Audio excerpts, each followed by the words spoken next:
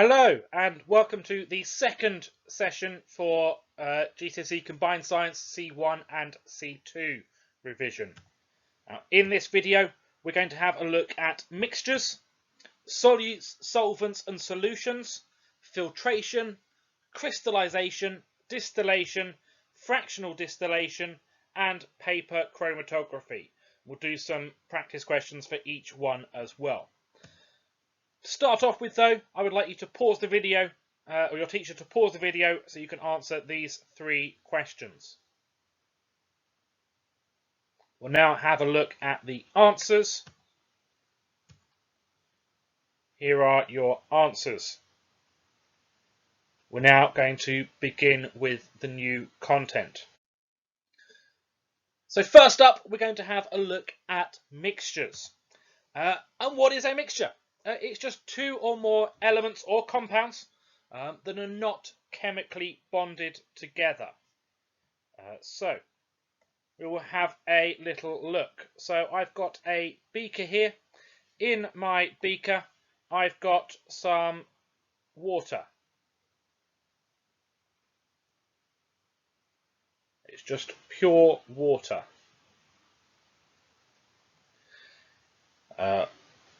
So each one of these is a water molecule. It's the only thing that is in here. This is not a mixture because it is just water. It's only molecules of H2O. I'm going to draw another one, so I'm going to have my water again. I've got my water in there. But this time I'm going to add some sugar, or so add some salt into it. So we've got our Na plus ions and our Cl minus ions, Na plus ions and our Cl minus ions. This now is a mixture because we have two or more compounds that are not chemically combined. Because there's no fixed composition, so we can have any amount in there. We have varying amounts of each one in there, and there's no chemical bonds between the different elements or compounds. We can use physical methods to separate the elements and compounds. We're going to have a look at those in this video, but first some questions. Please pause the video and answer the questions. You should now be ready to mark your answers. Check your answers and change anything that you got wrong. So first off, we're going to have a look at some of these key words and what they mean. We've got the word solute, solvent and solution. Now I'm going to draw a beaker again, and inside it I've got water. I've just got pure water. So we've got water, which is H2O. Let's draw some H2O in there so we know that it's H2O.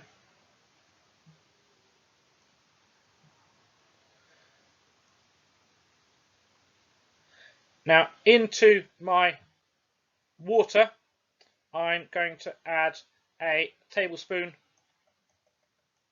of salt.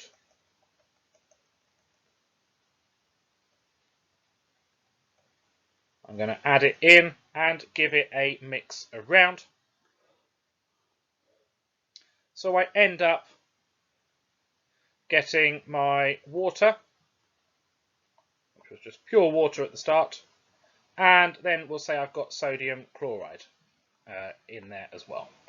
And my sodium chloride ions break up and are dissolved in there. Now you might be thinking, okay, I know that, I put salt into water, stir it around and it dissolves. And that helps us look at our key words that we've got here. So we've got my salt here. This is my solute. So my solute is the thing that I am adding into a liquid. It's the substance that will dissolve in a liquid. So it's my substance that dissolves in a liquid.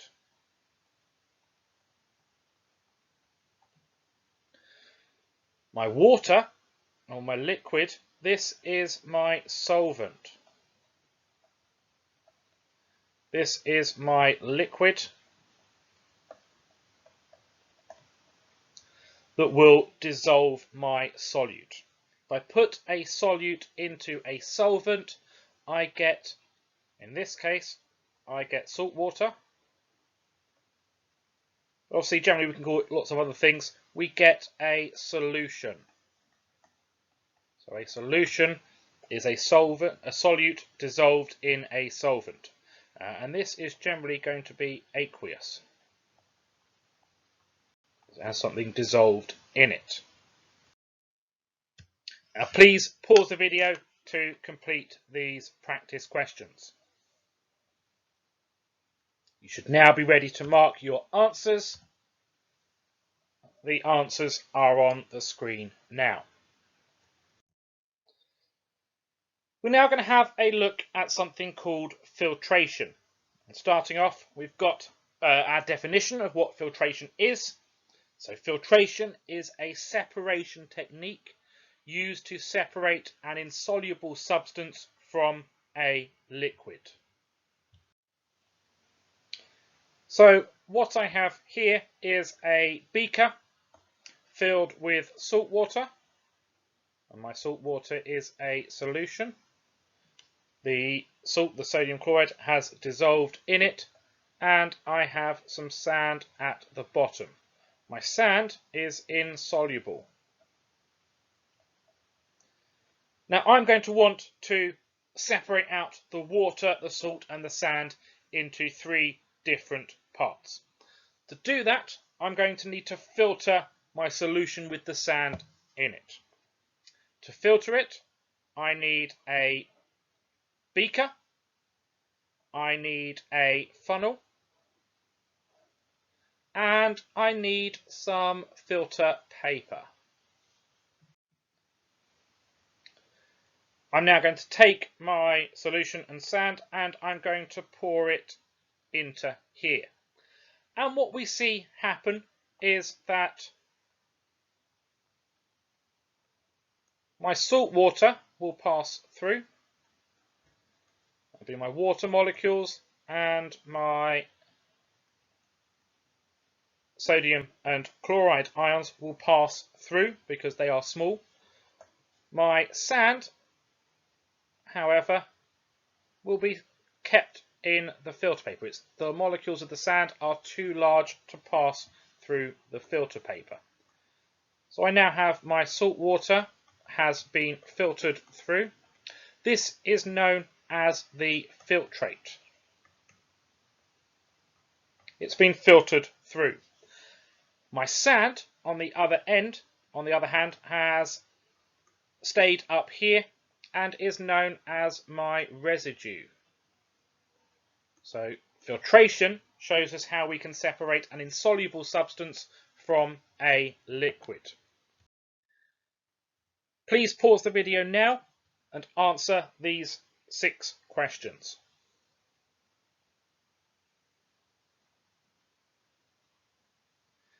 You now should be ready to mark your answers. The answers are on the screen now. We're now going to have a look at another separating technique. That separating technique is crystallization. Now, crystallization is a separation technique used to separate a dissolved solute from a solvent. So I have here my salt water that I collected earlier when I filtered my salt water that had sand in it. I now want to separate out the water and the salt. To do that, I'm going to use a process called crystallization. I'm going to take my water and I'm going to put it into an evaporating dish. So I have an evaporating dish, which is a shallow dish that I can use to hold water. It's made of ceramic. I'm going to pour some of this liquid into it. Now I've poured it in here. There are a few things I can do. I can either leave it in a warm sunny space, or I can heat it using a Bunsen burner. I'm going to leave it on a warm sunny space, and as I do that, if I leave it for a few days, I start seeing, or I don't see, but I start noticing that my water has gone.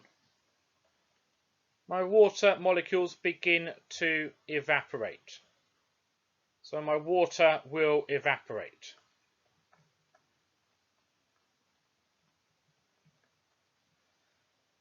My salt does not evaporate because my salt has a higher boiling point than water.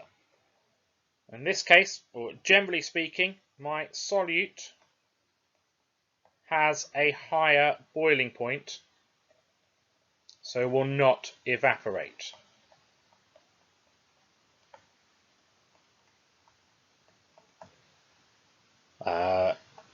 So will not evaporate.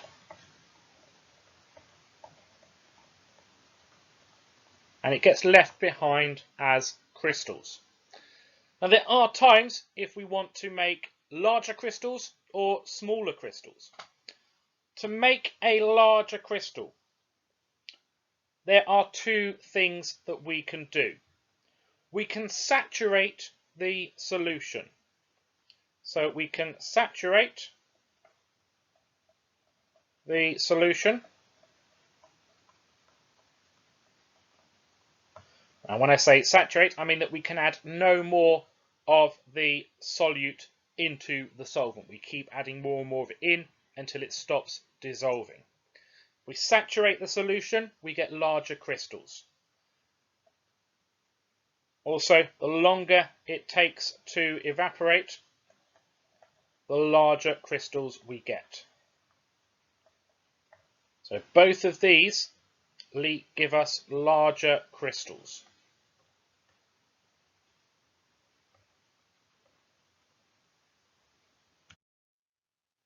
So please pause the video now. You can answer these three questions. The answers are on screen now for you to mark your work. We're now going to have a look at distillation and fractional distillation. Distillation, first, is used to separate a solvent from a solute. Now you might remember our solvent is our liquid, and our solute is the thing that's dissolved inside it. Now to do that, we need to use some specialist equipment. So I have my equipment set up here. I have a round bottom flask. Inside my round bottom flask, I put my solution. Inside my round bottom flask, I have anti-bumping granules. Now these have a very useful tool. They allow the boiling to go smoother. We want smooth boiling. That means we don't get any large bubbles being formed and reduces the risk of the solution boiling over. Now, as I heat my solution, my liquid will boil and it will rise up. It will become a gas and it will pass all the way up through this column. We'll then go down through this side arm. At this side arm, I have this lovely bit here called a condenser. My condenser allows water to go in through the bottom and come out from the top. My condenser does what you think it does. It condenses. When we condense something, we turn from a gas to a liquid.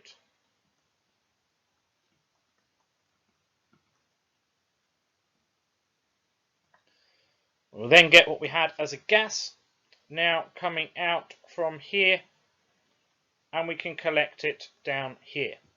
We do have a thermometer here as well. The thermometer allows us to check the temperature. We know the temperature that the solvent will boil at. We can check that it is the same temperature.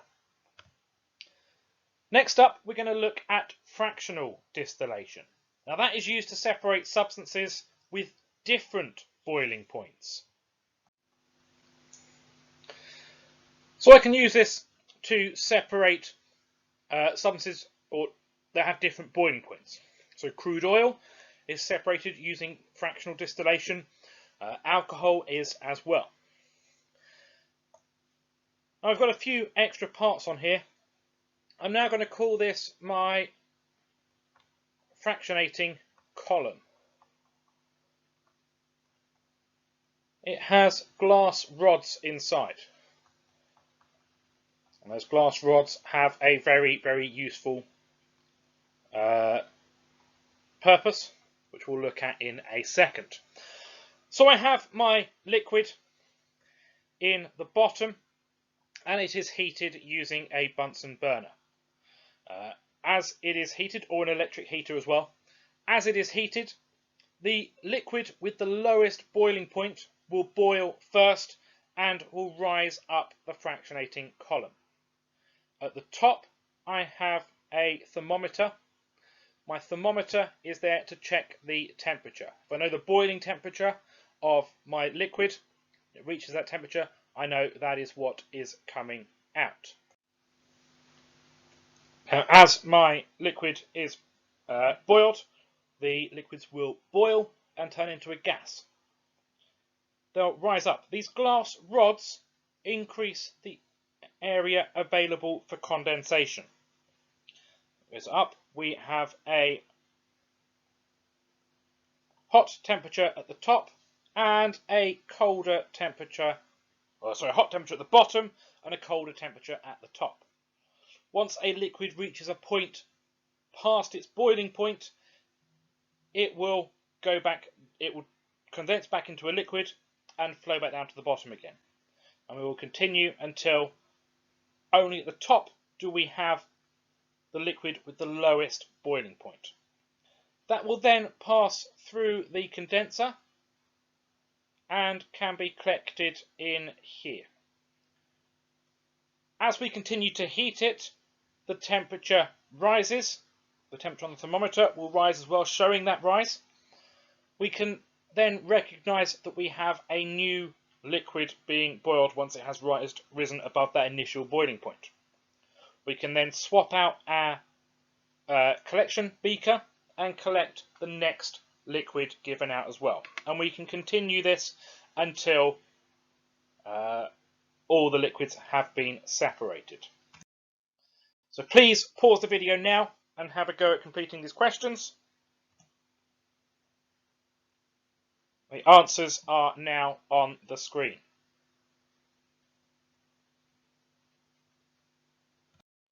The last thing we're going to look at is paper chromatography. So that is a separation technique used to separate compounds into their individual components. So I have here my setup for chromatography. I've got my solvent, which could be water or ethanol, any liquid, a beaker, which I've kept it all in, and my chromatography paper. What we then do is we draw a starting line in pencil. So we have a line in pencil. The reason why it's pencil is because pencil is insoluble in most liquids, so will not move up the page.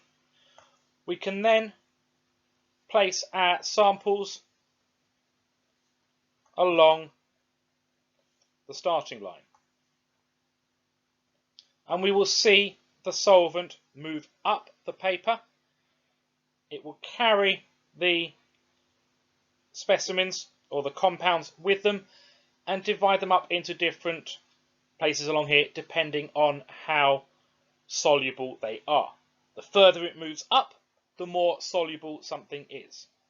Colours can also be split into different compounds as well. So we might find that our red one comes to here, our yellow one comes up to here, our green one is made of blue and yellow. We split it down into colours and our blue one will move up to here. And we can see that we've got different results. Our red one is the least soluble, our blue one is the most soluble, and our green one is made up of two different colours. We have a few more key words to learn here. Our solvent is also known as our mobile phase. It is the part that is going to move in chromatography. It will move up the paper. Our chromatography paper is known as our stationary phase. It will not move at all. It's the only thing within chromatography that will not move. Please pause the video to answer these last two questions.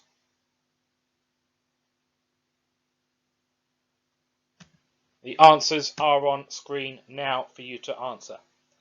Thank you very much for watching. I hope you've had a good day. Take care and stay safe. Bye-bye.